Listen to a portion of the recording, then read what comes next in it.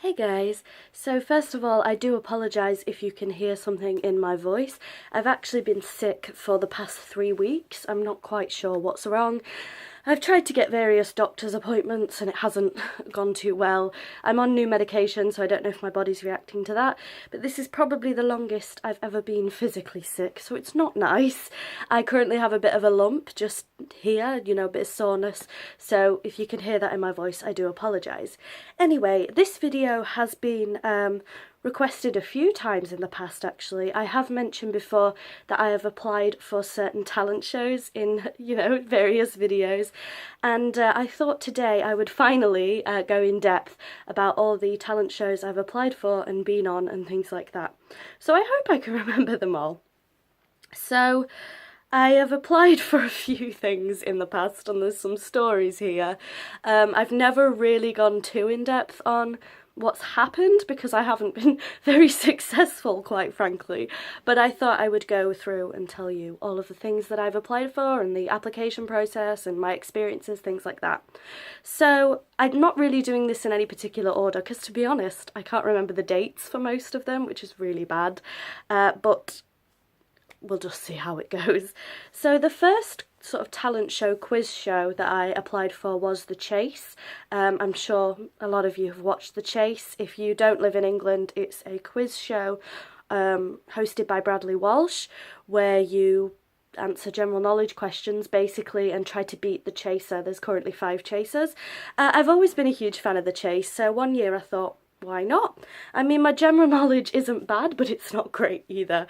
So I did apply for The Chase, and I can't really remember much of the application process. There is an online form that you have to fill out, which I did, and I received an email back saying that I need to go to the studios or something. I can't remember the studios for The Chase. Something in my head saying Borehamwood, but I don't think that's right.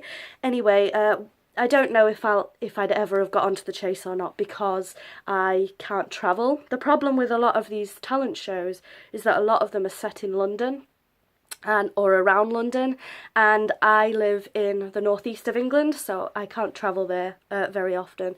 So that was really the end for The Chase. I just didn't have the money to travel at that moment in time, so I probably shouldn't have applied. I do know that when you film for The Chase, it could take up to 2 years, I believe, for your episode to actually air on television. So, but I don't really know much about that because, like I said, I couldn't travel. So that's really the beginning and the end of The Chase story for me. Next, we'll talk about Britain's Got Talent. I actually applied for Britain's Got Talent twice, and both times I received an audition, and both of my auditions were in Manchester. It was 2 consecutive years. So it was a very strange one. I actually have something to show you, which is my very battered, very damaged number here. So my number was 27816. I don't know if this was my first time I applied or my second, but you get this snazzy little number that you put on at the audition process. So for Britain's Got Talent, again, you fill out an online application form and then you go and audition. So like I said, both of my auditions were in Manchester. The first time I went, I sang an Avril Lavigne song. I think I sang Things I'll Never Say. Now the problem with that is I did sing it well, not blowing my own horn, but it's not a very well-known song at all, so I probably should have picked a song that's a bit more known. The second time, I can't remember what I sang, but I think it was Zombie by the Cranberries. I'm not too sure. I'm just going to grab a drink. So, yeah, so the audition process for this is very, very strange, and I do have a few bad stories to tell on this, I'm afraid. I don't want to go too in-depth. Basically, you have to sign a contract, which I'm not going to talk about the contract too much, because I have signed it twice. It was years ago, but I don't want to be in breach of contract or anything. But the contract in itself is a bit... but I won't get into that. So when I was there the first time, it was okay, it went smoothly. You do your audition, they don't tell you anything. The audition is to producers of the show, I believe. It's not to the 4 judges that you see on television. So no, I've never met Simon Cowell. And they don't give you any feedback or anything. You are filmed, and then they just say thank you, and off you pop. We missed our last train. I went with my mother, so they had to reimburse us to get us home. I can't really remember what happened, to be honest, but the audition process is long. I think we were there 7-8 hours. It was a very, very long day. But yeah, there was a lot of things said there. I don't want to go too much into detail because I don't want to get in trouble. But there was a lot of things said and done that were not great. So I've made the personal decision to not ever enter Britain's Got Talent again. Not because I'm bitter that I didn't get through or anything like that, because I'm genuinely not bothered. I gave it a shot and I'm proud of myself for giving it a try. So I'm not sitting here bitter that I didn't get through. It's more, there were things that were said and done that weren't great. So I'm not going to get into that too much. But because of this, I decided not to audition for the X Factor either. I was going to apply for the X Factor, but I decided not to after that experience or those experiences. I do have some pictures of me at Britain's Got Talent. I'll try and find them, I'm not sure.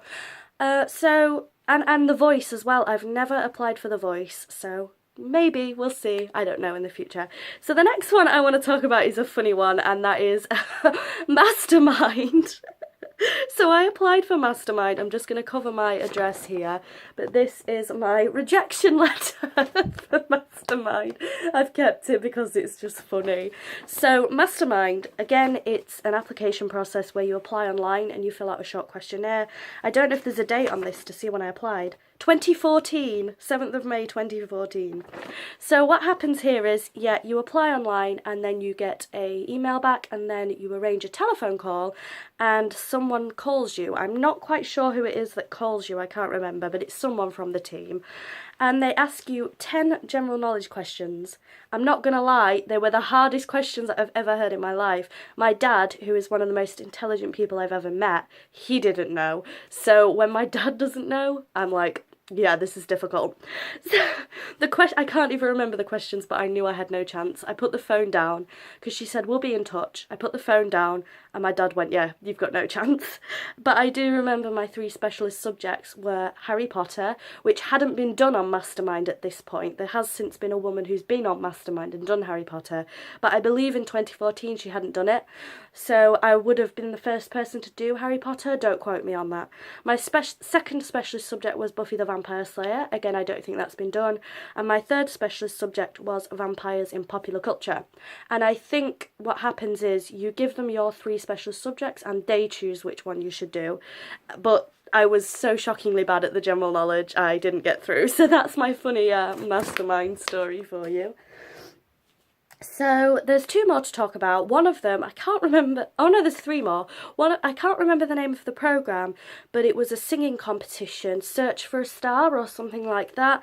I did the application process for that, and again I was invited to an interview, but I couldn't travel, so that was the end of that journey. The next one was a programme about collections. So these 2 people, a man and a woman, I can't remember the name of the show, came to your house and filmed your collection. I remember there was one on Star Wars where a man had Star Wars stuff in his entire house and his wife wasn't happy with it, so they converted his attic and he could have the attic and the landing full of Star Wars, and they paid for some of that. I do remember that. Anyway, I was going to do it for my Harry Potter collection, but my mum at the time wasn't happy about people coming into my house and filming. I think she was very uncomfortable with it, so I decided not to go through with that one. And then the final one is probably the funniest, and that is Big Brother. Yes, I did apply for Big Brother. This was years and years and years and years ago, so I can't remember much about it, but I'll try and tell you how much I remember. Don't quote me on all of this because it has been such a long time, I can't remember all of it. But there's an application form online, or there was when I did it, so I applied online and I got an email back. Then I had a telephone interview with somebody, and then I had a video call interview, I believe. So there was 3 stages to that, which I did, and I was invited to go to the studios, I believe, or a separate location somewhere else, to have a face-to-face chat. I never got to do that face-to-face chat because, reason number 1 is I was in a relationship at the time, and my then boyfriend wasn't happy about me going on Big Brother because of some of the antics that can go on, and he said, it's not that I don't trust you, it's that you might have to sleep in bed with another guy, this, that and the other. So it caused a bit of friction between my then current boyfriend and I, and my dad wasn't very happy either. He didn't want me to go on it because, again, of the antics that go on in Big Brother. So I could have done that, but I chose not to do Big Brother because my then boyfriend, and my dad wasn't happy about it, which is, you know, fair enough because there are some very funny things that go on. Whether I'd have got through or not, I don't know, but I did 3 things, so, you know, it's quite far on. I can't remember what year I applied, I can't remember if there was a special category, but yeah, it was very, very interesting. I got quite far in the process, which I didn't think I would, and I mean, I don't know why they'd have put me on there anyway, because I'm the most boring person on the planet. I'm not interesting at all. I wouldn't be getting drunk, I wouldn't be messing about, so I'd have been boring to watch, to be honest. But yeah, that's really my talent show experiences. There hasn't been much. I just know that this video was requested for a long time, so here it is. So yeah, that's my experiences with applying for TV shows. I haven't been very successful at all, to be honest. I think I'm going to apply for Pointless probably at one point because I do like that show. I don't know. We'll see how it goes in the future. I'll let you guys know.